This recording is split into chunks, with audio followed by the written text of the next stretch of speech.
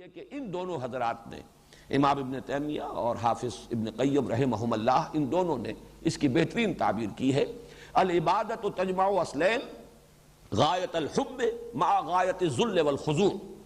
عبادت دو بنیادوں کو جمع کر لیتی ہے، حد درجے کی محبت اور اس کے ساتھ حد درجے میں بچھ جانا اور اپنے آپ کو اللہ کے سامنے مطیع اور منقاد بنا دینا، اس کا فرما بردار بنا دینا۔ اب اس کو سوچ کر کہیے کہ جب ہم کہتے ہیں ایاک نعبد، اس کے ترجمے عام طور پر میں سمجھتا ہوں کہ عافیت اسی میں لوگوں نے سمجھی ہے کہ اللہ ہم تیری ہی بندگی کرتے ہیں، یہ اظہار حال کی شکل بن گئی جب حال کے آپ نے زمانے میں اس کا ترجمہ کیا۔ اگر اسے مستقبل میں لے جائیں گے تو یہ ایک عہد بن جاتا ہے، اور یہ بہت بڑا عہد ہے۔ واقعہ یہ ہے کہ اللہ تیری ہی بندگی کرتا ہوں اور کروں گا، اور اے اللہ ہم تیری ہی بندگی کرتے ہیں اور کریں گے۔ یہ ایک بہت بڑا عہد ہے، بہت بڑا اللہ تعالیٰ کے ساتھ ایک اقرار ہے جس کو نبھانا آسان کام نہیں ہے۔ جو علامہ اقبال نے کہا: چمی گویم مسلمانم بے لرزم کہ دانم مشکلات لا الہ رہا۔ یہی وجہ ہے میرے نزدیک، واللہ عالم، یہ بات میرے سامنے کسی اور طرف سے نہیں آئی ہے، اس لیے میں اس کے ساتھ ہی بیان کر رہا ہوں کہ واللہ عالم، لیکن محسوس ایسا ہوتا ہے مجھے کہ یہ جو جوڑا گیا ہے ان دونوں چیزوں کو، جہاں اس میں وہ عظیم حکمت ہے کہ ایک آیت میں توحید عملی کے تمام پہلو سمو لیے جائیں، عبادت اور دعا دونوں، وہاں یہ حکمت بھی نظر آ رہی ہے کہ جب کوئی بندہ کہتا ہے، واقعتاً اگر سوچ سمجھ کر کہے کہ اللہ تیری ہی بندگی کروں گا، تو اس کے اوپر لرزہ طاری ہوتا ہے۔ کس کے خلاف لڑنا ہوگا؟ اپنے نفس کے خلاف لڑوں گا تو اللہ کی بندگی کر سکوں گا، معاشرے کے خلاف کشاکش کروں گا اور اس کے ساتھ تصادم ہوگا تب کہیں اللہ کی بندگی کر سکوں گا۔ مجھے گھر کے اندر، گھر کے باہر، رشتہ داروں میں، پھر یہ معاشرہ، یہ قوم،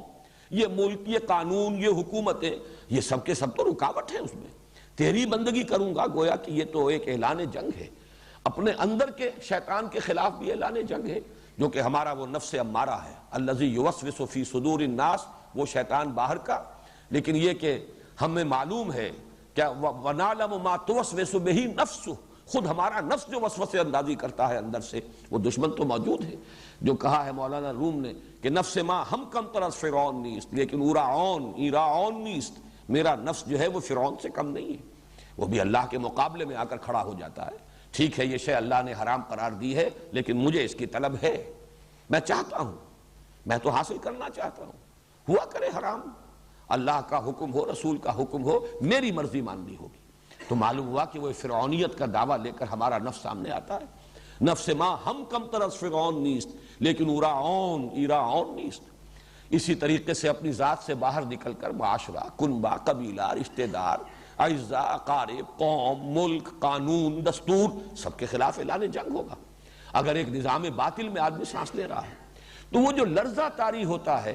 در حقیقت اسی کو سہارا دیا ہے اللہ نے۔ وَإِيَّاكَ نَسْتَعِينُ، پروردگار میں چاہتا ہوں، میں کروں گا، میرا ارادہ ہے، میں نے عزم کر لیا ہے، لیکن تیری مدد کے بغیر نہیں کر سکوں گا۔ یہ تیری مدد شامل حال ہو، تیری طرف سے توفیق ہو، تو میرے لیے اسے آسان کر دے، تیری اگر نصرت میرے شامل حال رہے تو میں کر سکوں گا۔ اور اسی مفہوم کی طرف وہ جو حضور صلی اللہ علیہ وسلم کے جو اذکار مسنونہ اور معصورہ ہیں نماز کے بعد کے، ان کی جو دعا ہے بڑی اہم ہے۔ اللہم اعنی، اور باجماعت اگر ہے، بیٹھے ہوئے ہیں ایک جماعت کی شکل میں ہے تو اعنا کہا جائے گا۔ اللہم اعنی علی ذکرک و شکرک و حسن عبادتک۔ یہ جو ایک نہایت ہی یوں سمجھیے کہ حکمت کا موتی ہے، حضور صلی اللہ علیہ وسلم کے یہ الفاظ ہیں اور آپ کا خود دعویٰ ہے یہ، انا افصح العرب، کس خوبصورتی کے ساتھ ذکر اور پھر شکر، اور شکر میں کل عرض کر چکا ہوں، الحمدللہ سے براہ راست تعلق ہے ایاک نعبد کا، اس لیے کہ عبادت در حقیقت شکر ہی کا تقاضا ہے۔ اگر کسی منعم کے احسان کا اندازہ ہو جائے، اس کے انعامات کا شعور حاصل ہو جائے، تو فطرت ہی کے اندر ایک جذبہ ابھرتا ہے کہ اسے کوئی بدلہ بھی دیا جائے، اور اگر وہ ہستی ماورا ہے جس کو کوئی محسوس بدلہ نہیں دیا جا سکتا، تو پھر یہی ہے کہ اس کی عبادت، اس کی بندگی، اس کی پرستش، اس کی ڈنڈوت، اس کے سامنے سر جھکانا، اس کی حمد کے ترانے الاپنا، پھر یہی ہوگا۔ تو شکر اور عبادت کے اندر بڑا گہرا رشتہ ہے۔ تو اس آپ نے دعا میں بھی دیکھا، اس مسنون ذکر میں، اللہم اعنی، اے اللہ میری مدد فرما، اعلیٰ ذکر کا، سب سے پہلے تو یہ کہ میں تجھے یاد رکھ سکوں، غافل نہ ہو جاؤں، اور نمبر 2 وہ شکر کا، تیرا شکر ادا کر سکوں، اور نمبر 3 وہ حسن عبادتک، اور تیری عبادت کا میں حق ادا کر سکوں، باحسن وجوہ، بہتر سے بہتر انداز میں تیری عبادت کا حق ادا کر سکوں، اس کے لیے میں تیرا محتاج ہوں۔ تو ایاک نعبد و ایاک نستعین، اس اعتبار سے میرے نزدیک ان میں بڑا گہرا ربط ہے کہ جیسے ہی بندہ کہے، اسی اعتبار سے میں نے پہلے بھی بہت سے مواقع پر کہا ہے کہ عام طور پر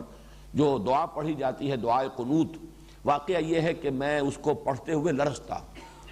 جتنے اس میں اللہ تعالیٰ کے ساتھ وعدے اور عہد ہیں، اللہم انی استعینک واستغفرک واؤمن بک واتوکل